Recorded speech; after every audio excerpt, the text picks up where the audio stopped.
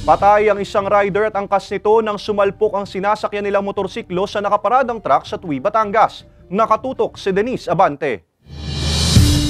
Pauwi na raw sana sa Dasmariñas City, Cavite ang dalawang lalaking magkaanak na mag-angkas nang sumalpok ang sinasakyang motorsiklo sa isang nakaparadang truck pasado alas 4 ng madaling araw kahapon. Sa investigasyon ng pulisya, binabagtas ng mga biktima ang National Highway na sakop ng barangay Sabang, Tui, Batangas nang mangyari ang insidente. Based dun sa investigation, lumalabas na under the influence of liquor yung driver at yung passenger. Bukod doon, yung overspeeding. Nadala pa raw ang mga ito sa ospital ngunit idineklarang dead on arrival ng doktor. Ayon sa pulisya, naiuwi na rin kahapon sa Cavite ang mga labi ng biktima. Hindi na rin naman umano nagsampa ng reklamo ang pamilya ng mga biktima laban sa truck driver. Nagkaroon sila ng amicable settlement. Nangako yung truck na magbibigay ng tulong at tinanggap naman ng pamilya at nagkaroon sila ng kasulatan na wala na silang habol sa isa't isa. Sa tala ng Tui PNP, ito na raw ang pangalawang insidente ng pagkabangga ng isang motorsiklo sa nakaparadang truck ngayong taon. Paulit-ulit na paalala ng otoridad sa mga motorista. Hanggat maaari po, iwasan po natin magmaneho ng kahit anong uri ng sasakyan, lalo po't nakainom. Huwag po tayo magbiyahe ng puyat. Hanggat maaari, dapat po yung ating pag-iisip, pangangatawan ay